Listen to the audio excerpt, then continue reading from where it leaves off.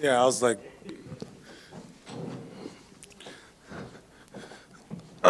stay centered the camera.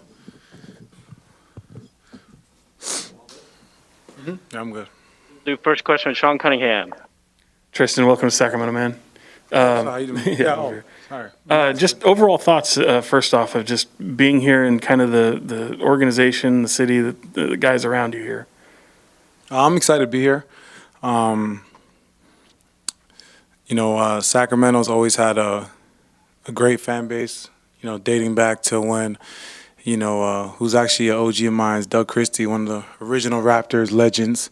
So back when he was playing, and I remember as a kid watching, and even now, playing with them with the new arena, the Golden One Center, which the city very much deserved that new arena because Sleep Train was definitely a tough visiting locker room to go into, not because of the aesthetics. So I'm happy that the team got it and the city got a new arena. They deserved it. But in terms of the team, um, you know, being teammates with Luke for a year and a half, it's crazy how time flies. That at one point we were teammates and he was throwing me high-low passes and getting me some easy buckets around the rim. Now he's my head coach. It just shows you how quick time flies in this league. And with this team with a lot of great young talent, I want to be able to come in and pay my knowledge that I've learned from the guys before me forward. Having the opportunity to play with, a guy like LeBron and Kyrie and Kevin, and then having last year playing with an emerging superstar in JT and JB,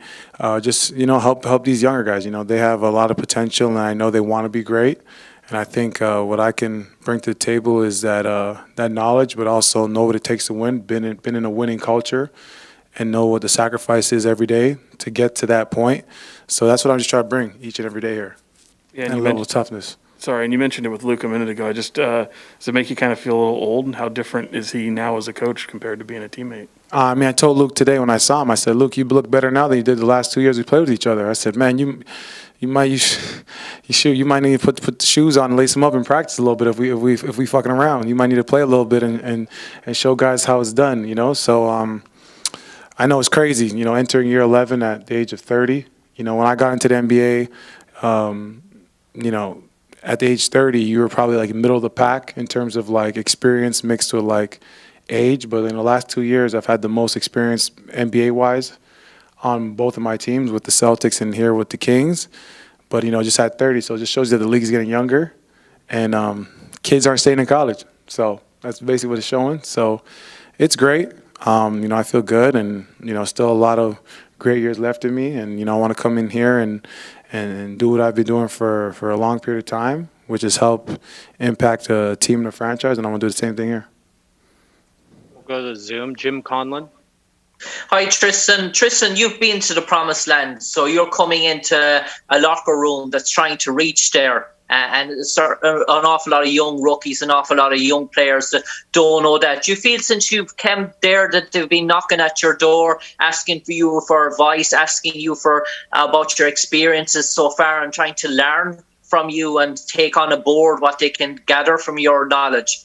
Yeah, no, they definitely ask questions. I think obviously, in the summertime, guys are training and with their family all over the place. I think now that we're all together for a long period of time and we're back in the grind mode, I know that a lot of guys are gonna have questions, and I'm always open book. One thing about me, I'm a straight shooter. I keep it real and just tell them how hard it is. It's tough in this league to be great and to get to the promised land and just put yourself in position to win. It starts from day one. It starts from today, from media day, the mindset you have coming in, and it's tough. It's the season's long. The NBA season's long. It's not like football where you have 16 games in 3 months. For the NBA, it's a 6-month commitment, and it's practice every day, traveling and games. So it's not easy, but that's what makes the great ones great. And for me, being around the greats and seeing what they did, day in and day out, I want to be able to pass it on. And I think that's what this league should be about. The guys. The knowledge you get from the greats before you should pass it on to the younger generation, and that's how you keep this league growing, and that's how you keep the great players and turn these guys into the next great superstars in our league.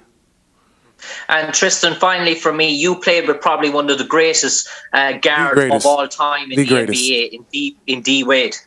And do you think a young Tyrese Halliburton, a Davion Mitchell, do you think there's the potential there? Do you see a young sort of D Wade in those type of players that has, if they could reach that level maybe in 8-9 years time?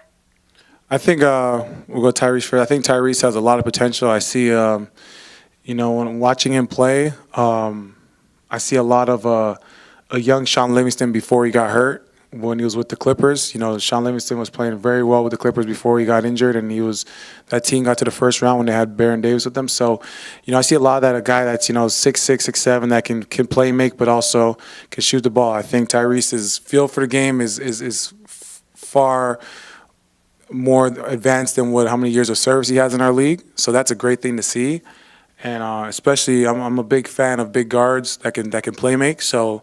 For Tyrese, I'm a big fan of his, and I saw how he was able to, when he came in the game, change the game so much with just getting the ball moving, hopping, and being able to make plays for himself but for his teammates. And I think that's what separates yourself as a young guy. A lot of young players, when they come in, they think that it's on them to whether it's make the plays or do all the scoring. But the reality is, you got to pick and choose your moments, and if you can get your teammates going early, it opens up the floor for you so much more. And I think Tyrese, he's figured that out, and I think that's what's going to make him a very special player in our league, and that's why, players around our league and teams love him a lot. So it's definitely a compliment that he's doing something right. For Davion, I think, he's been a winner at every level. He's won in high school, college, and he reminds me a lot of Colin Sexton in terms of their hard work. At the end of the day, you can't shortcut the process in terms of your career and what you're trying to achieve. I think the basketball gods are very rewarding to those that put the effort in each and every day, and I think D, he's a byproduct of that. He's the type of player that's going to be in the gym, live in the gym, and he's not going to let you outwork him. And I think that's something that for a franchise that's trying to build a culture and build it the right way, you got to have guys like that are going to put the hard hat on every day and punch in the clock, because that stuff you can't put that in a player. That they embody that the day they're born in their DNA. That's something that you can't teach a player in terms of working hard and putting their best foot forward. That's something you're born with. That's something that's in your genetic makeup, and that's what's in D, and that's why he's able to have the success he's had so far in his career. And I think he'll have a lot of success in our league with how hard he commits himself to the craft. So I'm excited about both of them. I think they have potential to do really great things in our league, and I'm excited I could be a part of the journey. James Ham. Yeah, over here. You look at Marvin Bagley, and I mean, I'm sure you've watched him from afar. He's got all the physical skills and the tools, but because he's missed so much time, he needs help specifically on the defensive end. How, as a veteran, can you help him along and put him under your wing and sort of help him develop? Yeah, it's unfortunate. Marvin has he had some unfortunate injuries in his career, and I know for a young player it's definitely frustrating, especially because you want to be out there and play, and you want to showcase yourself each and every night. And unfortunately, things happen. I think for him, what I could do is just be that person he can lean on. I know you said defensively how you can help. I think defense. It's all about a foundation. I think sometimes teams try to skip steps before their players are ready, and it's whether it's adding too much stuff to the defensive playbook before the team is ready, or even for individual player, if he might be a little behind. And it's like anything in life, not everyone's gonna pick up things as quick as others. So that's when it comes down to players and coaches to put the extra work in, especially for a guy that that you care about and you want to see succeed. You have to do that. And for me, if I see things that I know he might not be grasping or needs help with, I'm always going to be an open door policy where I can help him. But even in practice, if I see something that I know he's not grabbing onto, I'll be there to help him, because that's my job as a veteran leader. And in order to win, everyone's got to be on the same page. So, I mean, I've with Coach Longo coming in and being the defensive guy, I've been with him for in Cleveland for like 5 years, so I know exactly the things we're going to do defensively, so I could be definitely a great teacher for Marvin. But just for the other guy, I don't think it's just Marvin specifically. We got so many new young guys here. I think everyone's going to need help on it. So I would never, point out one guy in particular just because it's going to be new for everyone. So not just Marv. I think everyone's just we all gonna need help together to understand this and build that foundation. What is it about this team specifically that intrigues you and makes you excited to come into work? They're fun to watch and fun to play against. I mean, they're a type of team, if you don't come ready to play, they'll go on a 17-5 run on you, and scoring was never an issue. They were fun to watch, and they got a lot of possessions, and they made basketball fun. You could tell guys were having fun out there on offense. I think defensively, that was an area where they got to be better at. But that happens, when your team is young and guys are trying to figure themselves out, but also figure out, what coach wants. As young players, it's tough sometimes. So I think with them bringing in some veteran guys that can kind of help lead and kind of lead by an example, but also be out there to kind of help those young guys defensively, catch up. I think it's a great mesh. You know what I'm saying? I think when you build a team, it's a puzzle piece, right? You can't have too many guys that do too many of the same things. It's a puzzle piece. So I think they've done a good job this summer, grabbing some pieces that can mesh to build a proper puzzle. And it's going to be on us to keep coming together, to keep working every day to push each other. We'll go to Matt George. Hey, Tristan, this team, especially recently, has been on the cusp of that next step of reaching the playoffs, and it's just eluded them. Based off of your experience, what do you see that is missing on this team that you are hoping to bring, even if it's off the court?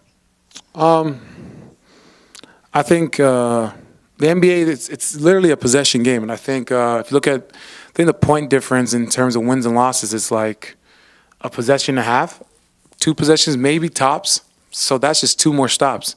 So I think because I've been on both sides, I've been on winning teams, I've been on teams that have been in a situation like this team where you're right on the cusp and you feel like you should have that chance to make the playoffs, and I've been on a straight rebuild situation. So I've been in this position before. I think it was when Mike Brown was the coach in my 3rd year. It was me, Kyrie, Dion, Luol Deng. I think we had Andrew Bynum. We were on the cusp. I think we finished like 10th or 9th in the East. But it's about possession games. I think when it gets to the 4th quarter or even the second half, you got to eliminate those 8-0 runs. You got to cut those down. I think obviously, in the first quarter, things happen where teams are on hot starts.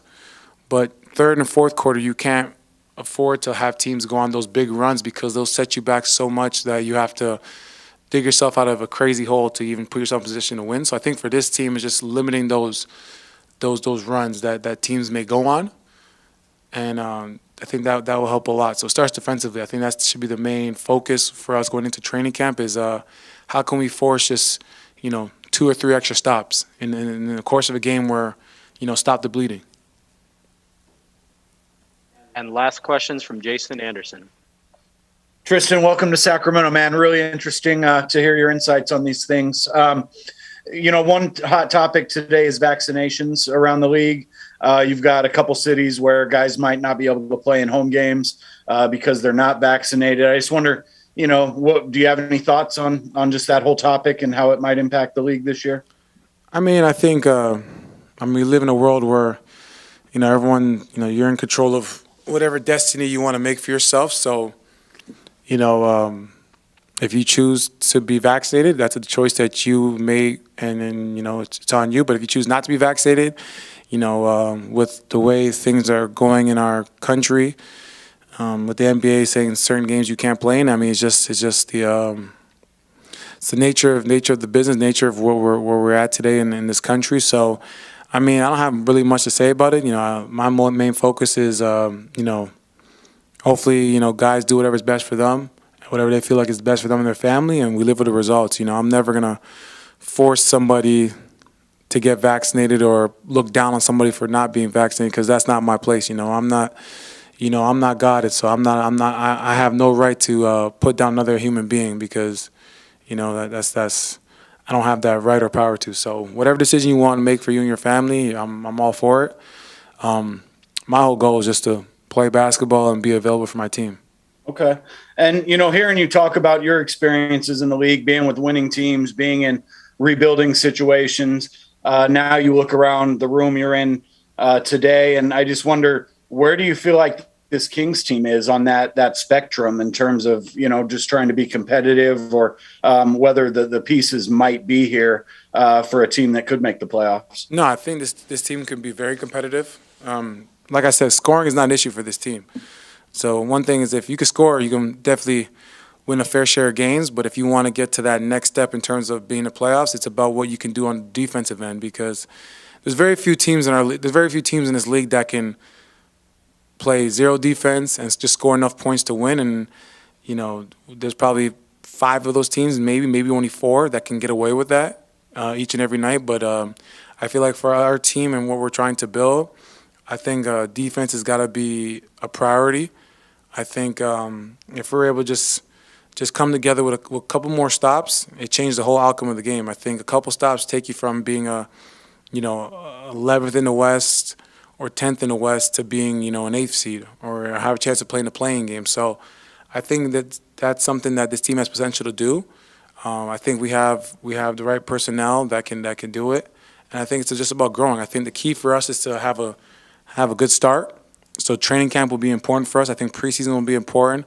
Of course, there's got to be a balance in terms of, like, you want to keep guys fresh and everything like that. But I feel like with a younger team, it's always good to have a hot start, because a lot of those veteran ball clubs, I remember when I was on a veteran team, we wouldn't start hitting our stride till maybe around Christmas. So for this team right now, being a younger team, we got to take advantage of those veteran teams kind of having a slower start. One more from Sean.